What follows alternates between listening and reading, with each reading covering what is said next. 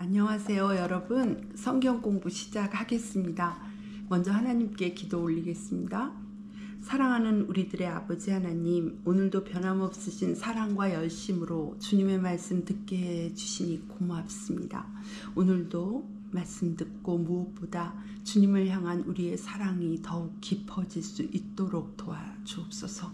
예수님의 이름으로 기도드립니다. 아멘. 네.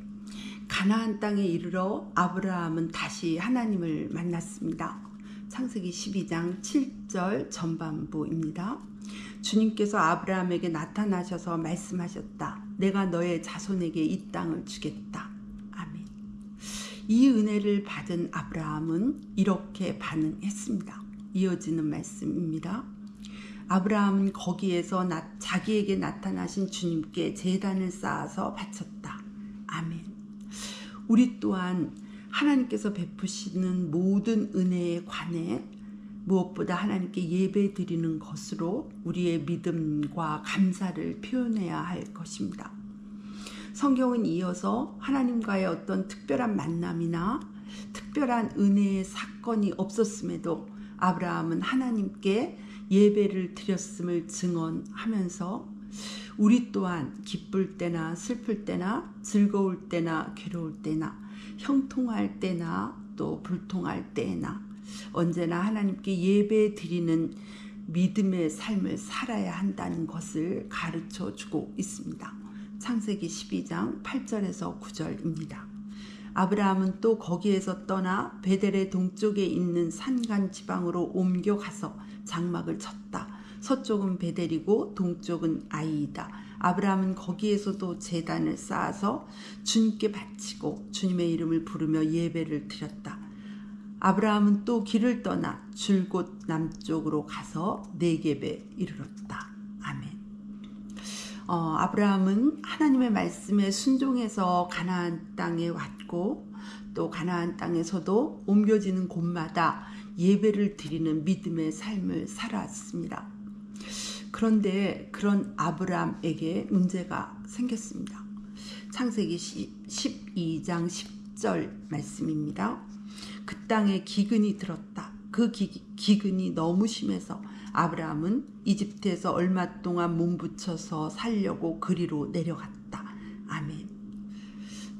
하나님은 하나님의 말씀대로 순종하는 사람들을 기뻐하시고 그들에게 온갖 복을 약속하셨습니다. 그러나 또 하나 우리가 기억해야 되는 것은 하나님께서 순종의 길을 가는 사람들은 어떤 어려움도 없을 것이라고는 말씀하지 않으셨다는 사실입니다. 오히려 믿음의 길, 순종의 길은 좁고 협착한 길이라서 찾는 이가 적다고 말씀해 주셨습니다. 우리가 믿음으로 순종의 길을 가고 있다면 우리 또한 좁고 협착한 길을 가게 될 것입니다. 그것은 시시때때로 고난이 있고 또 시시때때로 믿음의 시련이 있는 길입니다. 그럴 때 믿음으로 순종한 아브라함이 만나야 했던 극심한 기근의 현장은 우리에게 큰 힘이 될 것입니다. 내가 순종의 길을 가고 있는데 왜 이런 일을 주시는가라는 의심을 하거나 또 불평을 하거나 또 시험에 드는 일을 막아주는 능력의 말씀 말입니다.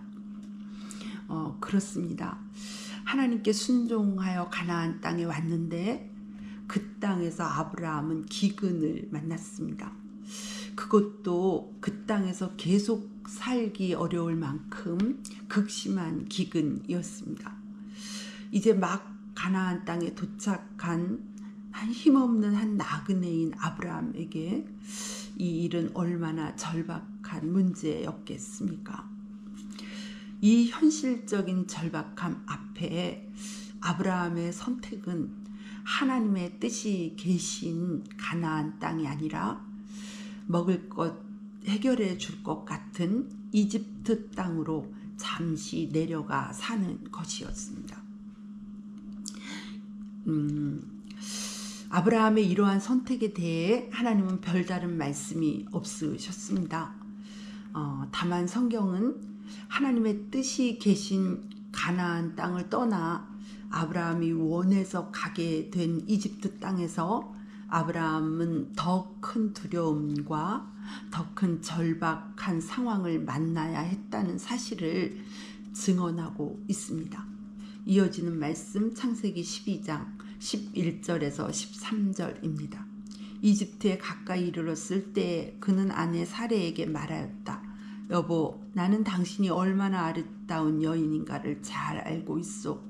이집트 사람들이 당신을 보고서 당신이 나의 아내라는 것을 알면 나는 죽이고 당신은 살릴 것이요.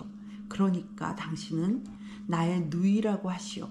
그렇게 하여야 내가 당신 덕분에 대접을 잘 받고 또 당신 덕분에 이 목숨도 부지할 수 있을 거요.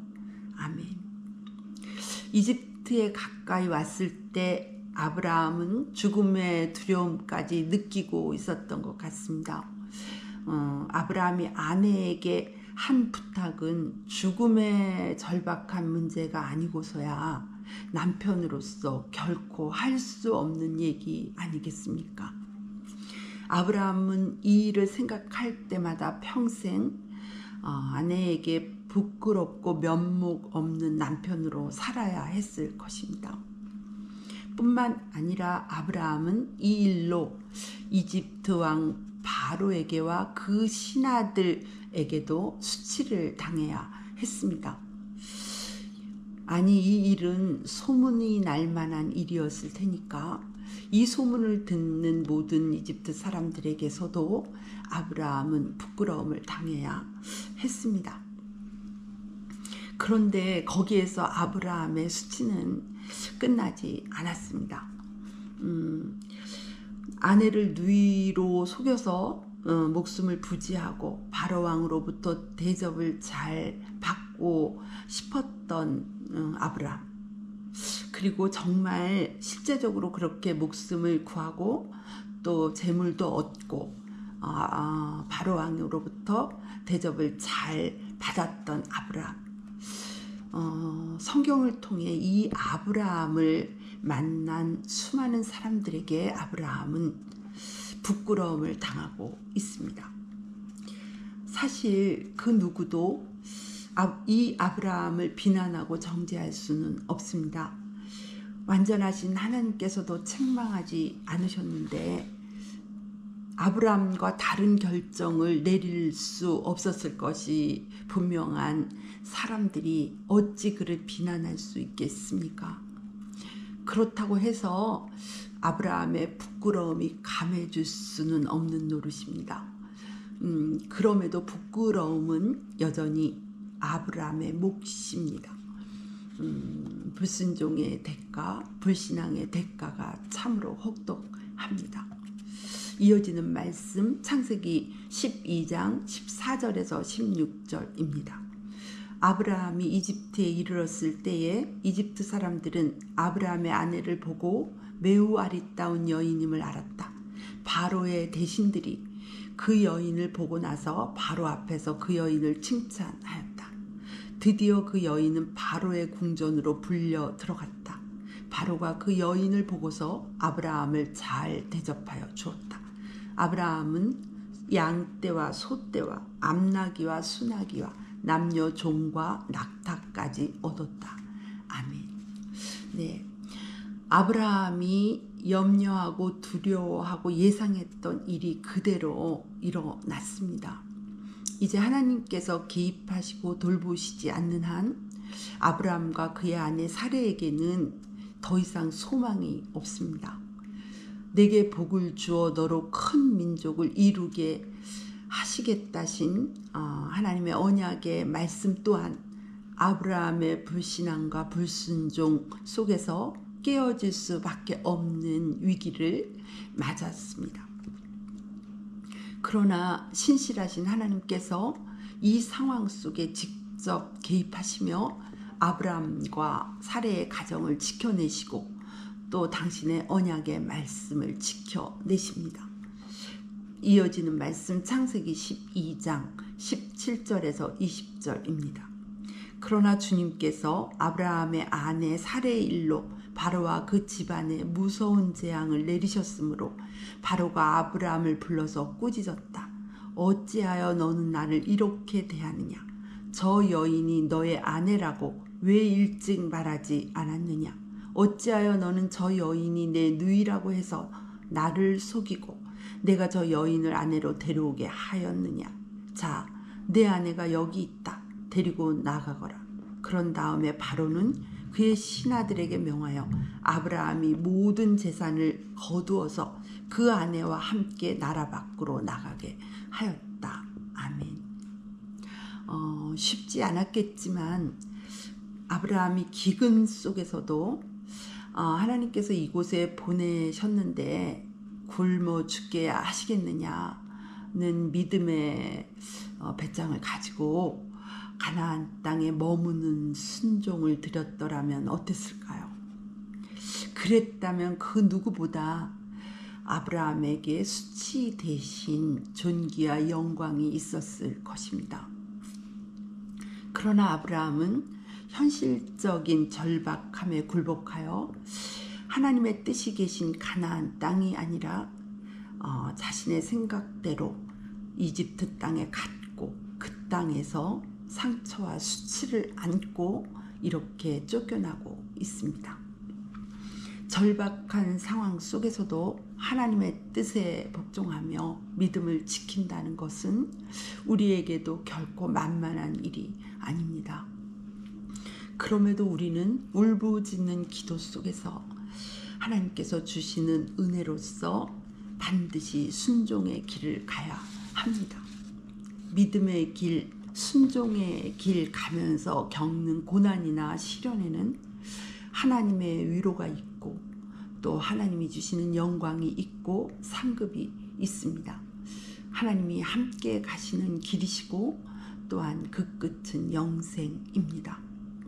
그러나 현실적인 절박함에 굴복해서 하나님의 뜻을 저버리고 자기 생각에 편할 것 같고 살 것 같고 좋을 것 같은 것을 선택하여 불신앙의 길, 불순종의 길을 간다면 거기에서 우리는 더 큰 어려움과 더 큰 절박함을 만나게 될 것이고 수치와 더 큰 두려움을 겪게 될 것이라는 것이 오늘 본문 말씀이 우리에게 전해주는 교훈입니다. 나아가 오늘 본문 말씀을 통해 우리는 그럼에도 불구하고 다시 돌보시는 하나님, 다시 사랑하시는 하나님, 다시 역사하시고 노고하시는 하나님, 그래서 기어이 사람에게 복 주시고 사람을 구원해 내시는 하나님을 만날 수 있습니다. 우리는 다시 한번 하나님을 신뢰하지 않을 수 없고 하나님을 의지하지 않을 수 없고 하나님의 사랑과 하나님의 신실하심을 찬양하지 않을 수 없습니다. 오늘 본문 말씀은 그렇게 우리로 하나님을 더욱 사랑하는 길로 이끌고 있습니다. 기도하겠습니다. 사랑의 하나님 아버지, 우리 모두에게 깨달음을 주시고 또한 우리 모두 좋은 마음밭 되게 해주셔서 오늘 주신 말씀에 30배, 60배, 100배로 열매 맺어 주님께 영광 돌릴 수 있게 도와주옵소서. 예수님의 이름으로 기도드리옵니다. 아멘.